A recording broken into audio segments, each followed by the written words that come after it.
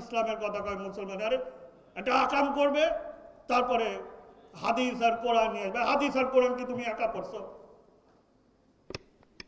তুমি না হলে সেটা মুখস্থ করছো আয়াত, কিন্তু কোরআন শরীফ তো আমিও কয়েক দফা পড়ছি এই জীবনে, তেলাওয়াত শেষ করছি, অর্থ শেষ করছি, তর্জমা শেষ করছি, হ্যাঁ মুখস্থ করিনি। তো তুমি মুখস্থ করছো, তোমার পিটায় মুখস্থ করাইছে, এই আয়াতটা কইতেই থাকবি কইতেই থাকবি, তোতা পাখির মতো কইতেই থাকবি, নাহলে তোর বেতের পিঠা মোর উঠবস করা মোর কান ধরা, এই জন্য তোমার জোরপূর্বক তুমি ওইটাই শিখছো। আমি সারা বিশ্বে সবকিছু শেখার জন্য আমি নাহলে ওটা মুখস্থ করিনি। এই মুখস্থ শিক্ষার জন্য, পড়ার জন্য তুমি আমার চেয়ে বড় মুসলমান হয়ে যাবা, আলেম হয়ে যাবা, আর আমি হব না, এটা হইল না।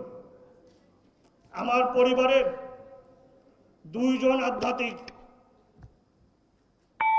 লোক ব্যক্তি যিনি পদার্পণ করেছেন এই ভূখণ্ডে, ইসলাম দিন ও ইসলাম প্রচারের জন্য আসছিলেন আমার পর্দাদা দরবেশ শেখ আউয়াল। দিন ও ইসলামের জন্য জীবন দিয়ে চলে গেছেন। শেখ বোরহানউদ্দিন, তিনি ছিলেন বিজ্ঞ আলেম সেই সময়কার, ফরিদপুরের আধ্যাত্মিক জগতের আলেমদের মধ্যে একজন স্বনামধন্য। আর জাতির পিতা বঙ্গবন্ধুর যদি ঐশ্বরিক ক্ষমতা না থাকতো, তাহলে জাতিকে স্বাধীনতা দিতে পারে না।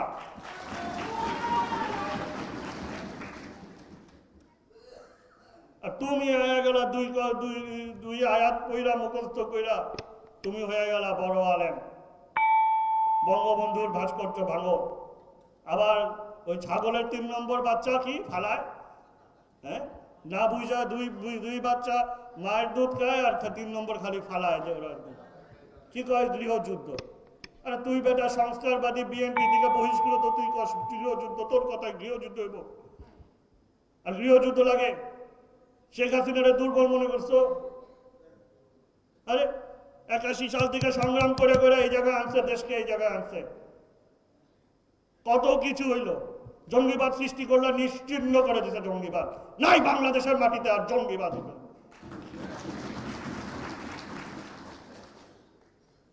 40 বছর পর যুদ্ধপরাধীদের টাইনা নিয়ে আইসা ফাঁসির লটকাইছে, এটার নাম হলো শেখ হাসিনা। দুর্বল ভাবে তুমি মিয়া,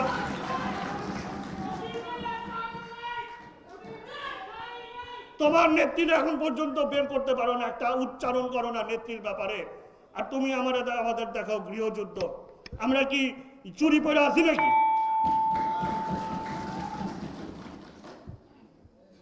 শেখ হাসিনা চাইলে 7 দিনও লাগে নাকি? হ্যাঁ 7 দিনও তো লাগবে না, তোমরা গৃহযুদ্ধের কথা কও। শেখ হাসিনা তো গণতন্ত্র পালন করে, সংবিধান সমুন্নত রাখে, না হলে এই দেশে এই জাতির বিভিন্ন ক্রান্তি লগ্নে শেখ হাসিনা অনেক কিছুই কর দেখাইতে পারত।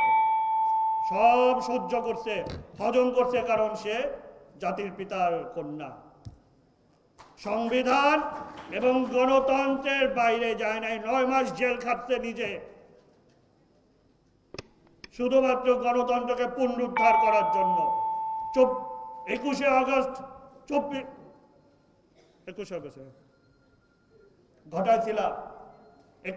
ঘটাইছিল। পরের দিন তো ভাবছিল তোমরা পইরা যাবা, শেখ হাসিনা পড়তে দেয় নাই, বজায় রাখছে। থাকো, 2006 আসবে, 2008 আসবে। এই হলো শেখ হাসিনা। মেধা বুদ্ধি তো নাই একদম তোমাদের। একজন বিয়ে করলে ছাগলের 3 মতো বাচ্চা মতো ফালাইতে থাকো। শেখ হাসিনারা বুঝতে চেষ্টা করো, আগে মেধা খাটাও, বুদ্ধি খাটাও। বুদ্ধি মেধা হবে না, ওই লন্ডন দিকে ওহি নজিল হইলে বুদ্ধি মেধা থাকে না। গৃহযুদ্ধের কথা বলে আমাদেরকে। শান্তিকামী বাঙালি 7ই মার্চের মাধ্যমে সশস্ত্র বাহিনী হয়ে গেছে, গেরিলা যুদ্ধ করছি আমরা। আমার বাপ গেরিলা যুদ্ধ করছে রণাঙ্গনে।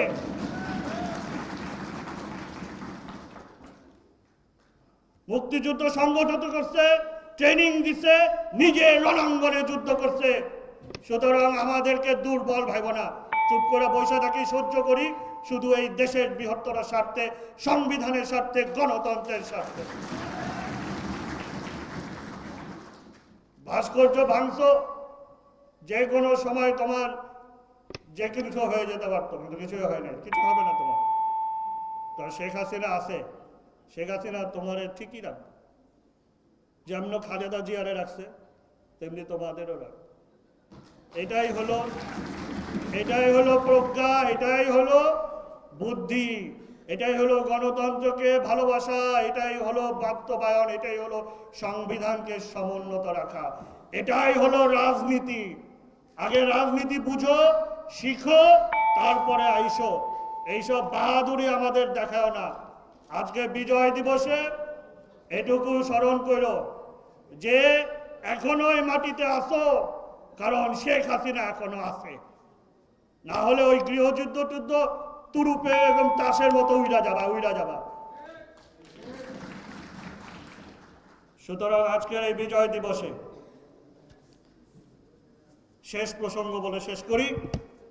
বঙ্গবন্ধু বলেছিলেন যে আমি ভিখারি জাতি চাই না। আজকে বাংলাদেশ ভিখারি জাতি না। বঙ্গবন্ধু ইনশাআল্লাহ আল্লাহ জান্নাত থেকে তিনি দেখে খুশি হচ্ছে। আজকে তার এই জাতি আর ভিখারি জাতি না। আজকে $2000 মাথা পিছু আয়ের দেশ আমরা।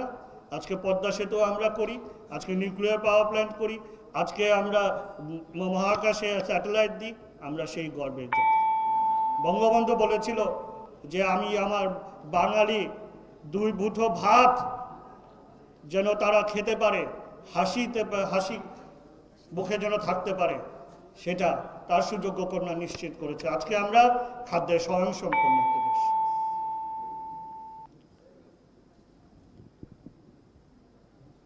এটা গেল একদিক। কিন্তু বঙ্গবন্ধু বলেছিল যে আমার সবকিছু লুট করে নিয়ে যায়, আমার কম্বল আমি পাই না। সুশাসন এবং দুর্নীতি, এই দুটির ব্যাপারে বঙ্গবন্ধু আক্ষেপ করেছে। জননেত্রী শেখ হাসিনা আমাদেরকে অনেক দিয়েছে, তিনিও আক্ষেপ করে বলেছেন যে উই পোকারা আমার প্রকল্পের টাকা খেয়ে ফেলে। আজকে ঢাকা দক্ষিণ সিটি কর্পোরেশন সেই জায়গাটা পূরণ করার জন্য কাজ করে চলেছে আমাদের কাউন্সিলর বৃন্দ সহ সকল কর্মকর্তা কর্মী। এই আক্ষেপ আমরা রাখবো না। ঢাকা দক্ষিণ সিটি কর্পোরেশন ঢাকাবাসীকে নিরলসভাবে সেবা দিয়ে যাবে এবং সেখানে দুর্নীতির কোনো লেশ আমরা রাখতে চাই না।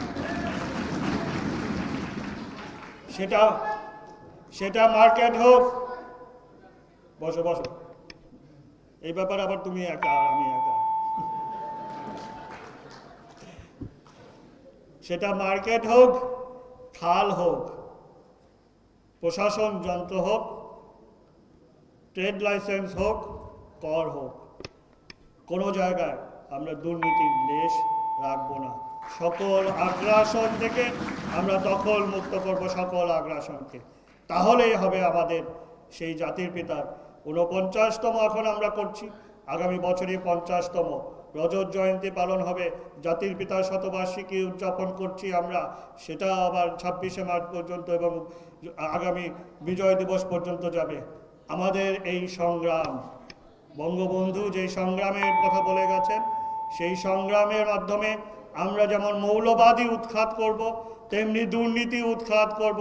আমাদের এই সংগ্রাম চলবেই চলবে। জয় বাংলা, জয় বঙ্গবন্ধু। পদ্মা সেতু আমাদের গর্ব, আমাদের অহংকার। আমরা নিজ অর্থে নিজের টাকা দিয়ে বানাইছি, কারো কার টাকা দিয়ে বানাই নাই। বঙ্গবন্ধু বলেছিল গোলামি বাঙালি জাতি আমি স্বাধীন করছি গোলামি করার জন্য না। আজকে আমরা কারো গোলাম না, নিজ টাকায় বানাই।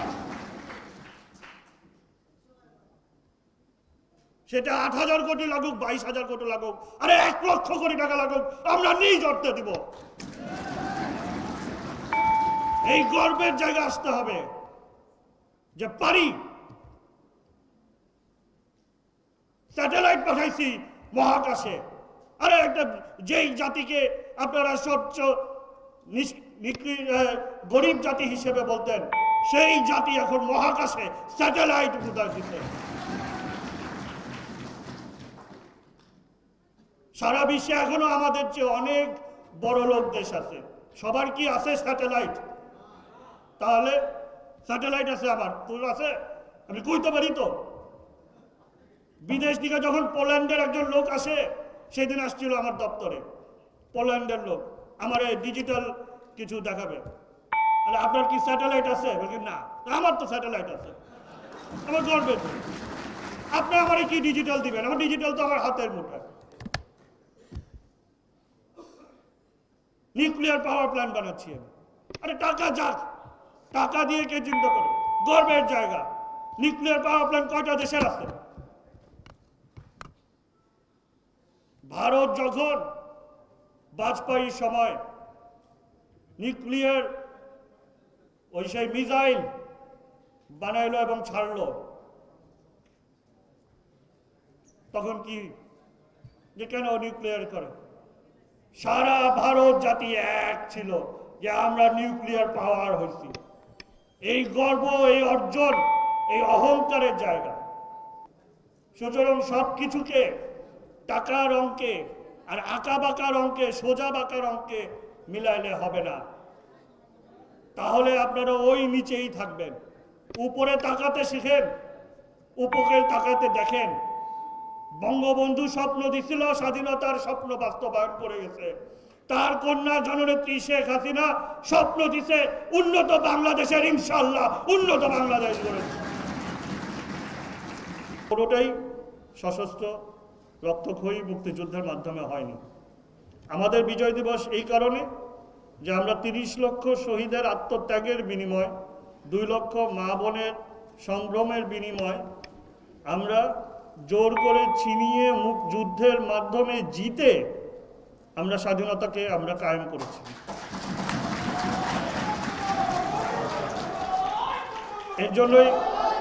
এর জন্যই আমাদের বিজয় দিবস। না হলে ওই একটি দিবসই হতো। আমরা ছোটকালে যখন 75-এর পরে আমাদের তখন বোঝার বয়স হচ্ছে, আমরা শুনতাম একজন ঘোষণা দিয়ে দিয়েছে, স্বাধীনতা হয়ে গেছে।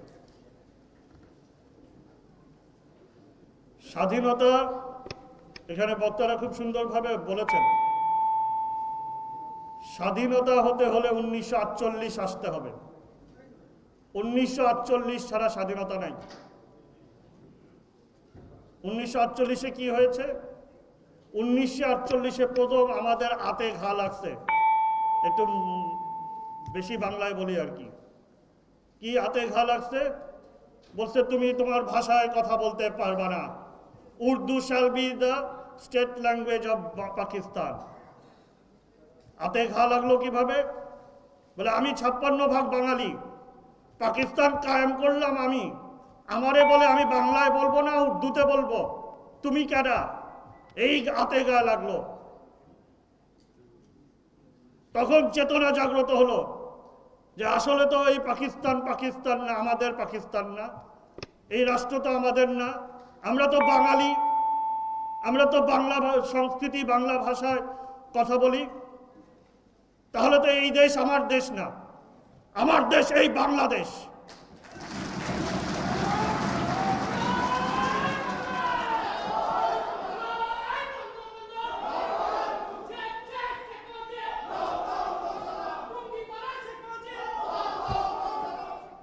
এই 48 আমাদেরকে জাগ্রত করলো, 48 আমাদেরকে জাগ্রত করলো। সংগ্রাম আরম্ভ হলো। 52-তে রক্ত দিলাম প্রথম।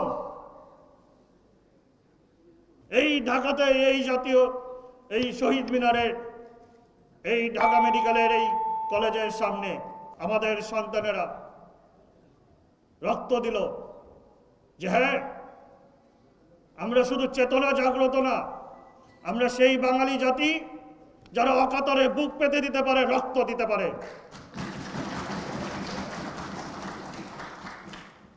তাহলে 52 ছাড়া কি স্বাধীনতা সম্ভব? সম্ভব না। যিনি বেতার কেন্দ্রে বসে ঘোষণা দিয়ে স্বাধীনতা কথা বলে, সে কি 48-এ ছিল? ছিল না। 52-তে ছিল? ছিল না। 54-তে যুক্ত ফ্রন্টের নির্বাচনে, 49-এ আওয়ামী লীগ গঠন হওয়ার মাধ্যমে স্বাধীনতার সংগ্রাম গতিশীল হয়েছিল। 49 যদি না আসতো, আওয়ামী লীগ যদি গঠিত না হতো, তাহলে বাংলার এই স্বাধীনতার সংগ্রাম সেই রূপ পেত না জীবনেও। তাহলে 48, 49, 52-তে কে ছিল? ছিল জাতির পিতা বঙ্গবন্ধু শেখ মুজিবুর রহমান। 54 যুক্ত ফ্রন্টের নির্বাচনে জয়যুক্ত হওয়ার মাধ্যমে আমরা উপলব্ধি করতে পারলাম, বাঙালি উপলব্ধি করতে পারলাম যে না, আমরা হারায় যাই নাই, জাতি ঐক্যবদ্ধ আছে এবং সময় হলে আমরা জেগে উঠতে পারি। কিন্তু 56-তে দেখা গেল সেই আমাদের জেগে ওঠাকে তারা মেনে নিতে পারে নাই। তাই মার্শাল ল দিয়ে যুক্তফ্রন্ট সরকারকে অপসারণ করা হলো। আইয়ুব খান আসলো, 10 বছর, জাতির পিতার বক্তব্যের মাধ্যমে বলি, 10 বছর আমাদেরকে গোলাম করে রেখেছিল। তো এই 10 বছর বাঙালির অধিকারের কথা বলার জন্য কে জেলে খাটছে, কে সেই কারাগারে নিষ্পেষিত হয়েছিল, সেলের মধ্যে একাকী জীবন কাটিয়েছে, কে সেই ব্যক্তি, কে সেই মহামানব? একটাই নাম আসে, জাতির পিতা বঙ্গবন্ধু শেখ মুজিবুর রহমান।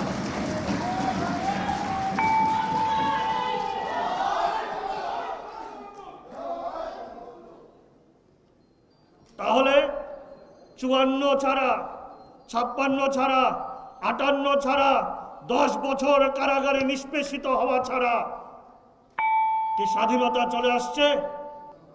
আসে নাই। আগরতলা ষড়যন্ত্র করে ফাঁসির রায় দেওয়ার যেই ষড়যন্ত্র পায় তারা ছিল, সেখানে 1 নম্বর আসামি কে ছিল?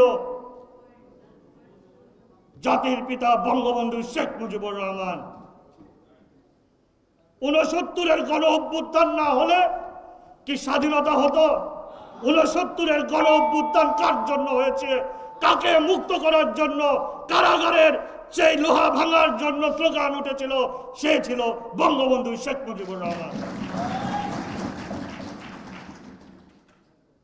70-এর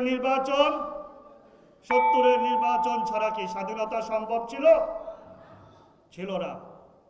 শুধু 70-এর নির্বাচনের মাধ্যমে জনগণ সে দীর্ঘ 54 থেকে 70, 16 বছর পরে বাঙালি জাতি আবার প্রমাণ করেছে তারা এক নেতা চিনে, একজনকেই চিনে, জাতির পিতা বঙ্গবন্ধু শেখ মুজিবুর রহমান। এবং তার পিছেই, তার জন্যই তারা ভোট দিয়ে তাকে জয়যুক্ত করেছে। এক নেতার এক দেশ, বঙ্গবন্ধুর বাংলাদেশ 70-এ প্রমাণিত হয়েছে। 70-এ নির্বাচনে প্রমাণিত হওয়ার মাধ্যমে বাঙালি জাতি প্রমাণ করেছে আমরা সেই স্বাধীনতার সংগ্রামের একটি বড় ধাপ পেরিয়ে এসে তার কাছাকাছি চলে এসেছি। এবং কার নেতৃত্বে? এক নেতা এক দেশ, এই বঙ্গবন্ধুর বাংলাদেশ। এবং 70-এর নির্বাচনের সেই জনগণের সেই রায়ের মাধ্যমে বঙ্গবন্ধু তার অত্যন্ত পরিকল্পিত, সুচারু পরিকল্পনা এবং দূরদর্শী নেতৃত্বের মাধ্যমে মুক্তিযুদ্ধের দিকে আমাদেরকে এগিয়ে নিয়ে গেছে। একটি নিরস্ত্র বাঙালি জাতিকে একদিনের মধ্যে সশস্ত্র বাঙালি জাতিতে রূপান্তরিত করতে পেরেছে। সারা বিশ্বে নজির নাই, কোন নেতা পারে নাই, কোন নেতা পারবেও না। আমরা শান্তিপ্রিয় বাঙালি ছিলাম, আমরা ভোটের মাধ্যমে রায় দিয়েছি, কিন্তু বঙ্গবন্ধু আমাদেরকে সেভাবেই নেতৃত্ব দিয়েছেন যে আমরা বুকে প্রাণে, তখন আমরা আমাদের সেই মুক্তিযুদ্ধের চেতনায় আমরা টগবগিয়ে রক্ত নিয়ে আমরা প্রস্তুত। ৩০ লক্ষ শহীদের যদি রক্ত লাগে রক্ত দিব, তারপরও এই দেশকে আমরা স্বাধীন করে তুলব, স্বাধীন করে আনব। এবং তাই বঙ্গবন্ধু সেই তার দূরদর্শী নেতৃত্বের মাধ্যমে বলেছিলেন, আমি যদি হুকুম দেবার নাও পারি, তোমরা প্রস্তুত থাকবা। এবং স্বাধীনতা ঘোষণায় তিনি আরো বলেছিলেন, একজন শত্রু দেশের মাটিতে থাকা পর্যন্ত এই যুদ্ধ চালিয়ে যেতে হবে।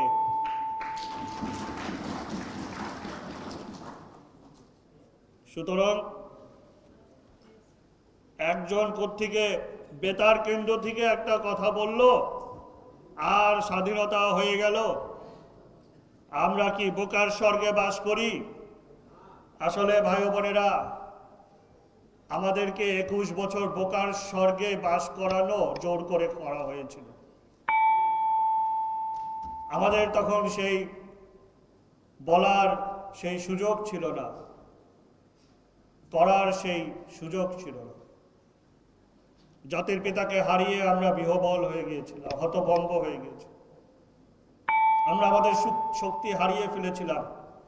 মুক্তিযুদ্ধের চেতনায় যে আমরা কয়েক বছর আগেই স্বাধীনতা এনে দিয়েছি, যুদ্ধ করেছি, বঙ্গবন্ধুকে হারিয়ে আমরা সকল কিছুই মনে হয় হারিয়ে ফেলেছিলাম।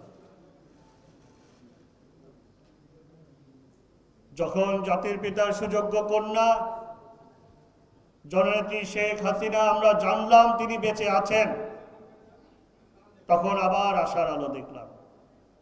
যখন তিনি ফিরে আসলেন 81 সালে, তখন আবার আশায় বুক বাঁধলাম। এবং আজকে যেমনি 75 পর্যন্ত, সেই 47 থেকে 75 পর্যন্ত জাতির পিতার তার দীর্ঘ জীবনের সংগ্রামের মাধ্যমে এই স্বাধীনতার সংগ্রাম সৃষ্টি করেছে। আজকে যে উন্নয়নশীল বাংলাদেশে আমরা আছি, আজকে যে সুন্দর মিলনায়তনে বসে আমরা এই অনুষ্ঠান করছি, আজকে যে গর্বের পদ্মা সেতু আমরা অহংকার বোধ করতে পারি, আজকে যেই ডিজিটাল বাংলাদেশ আমাদের 3 আঙ্গুলের মুঠোর মধ্যে, আজকে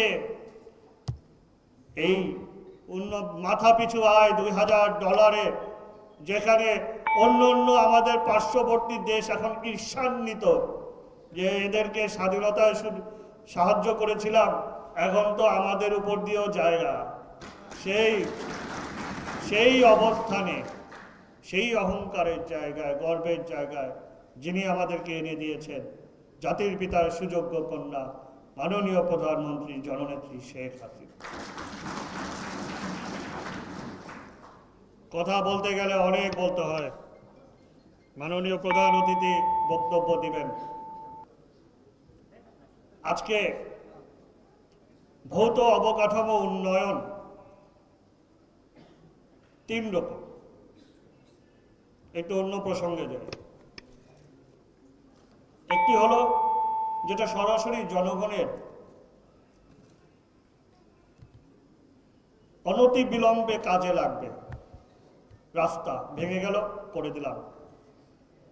তার কোনো অনুষ্ঠান করতে হবে, একটি ভবন করে দিলাম। বিদ্যালয়ে পড়াশোনা করতে হবে, বিদ্যালয়ের ভবন করে দিলাম। এরকম ভৌত যাতায়াত করতে হবে, সেতু করে দিলাম। এরকম ভৌত অবকাঠামো উন্নয়ন একটি বড় অংশ দেশের উন্নয়নের জন্য, জাতির উন্নয়নের জন্য। দ্বিতীয় হলো যেটাকে বলে সফট ইনফ্রাস্ট্রাকচার। লি কুয়ান ইউ বলেছিলেন সিঙ্গাপুরে যে মানব সম্পদের উন্নয়ন।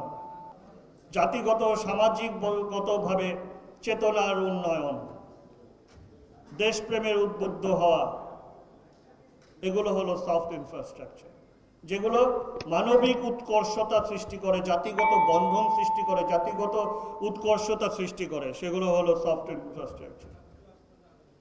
কিছু কিছু ভৌত অবকাঠামো অথবা সফট ইনফ্রাস্ট্রাকচার, যেটাই বলেন না কেন, সেগুলো এগুলোকে ছাপিয়ে যায়, যেখানে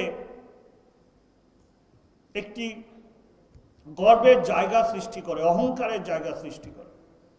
আপনারা কেউ বলতে পারবেন যে ফ্রান্সের প্যারিসে কেন আইফেল টাওয়ারটা বানানো হলো?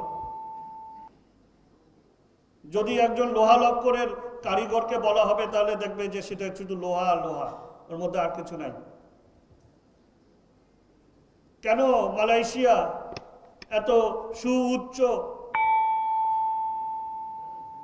অট্টালিকা বানালো, পেট্রোনাস টাওয়ার, যেটা এক সময় সারা বিশ্বের মধ্যে সর্বোচ্চ ভবন ছিল, সর্বোচ্চ ভবন ছিল?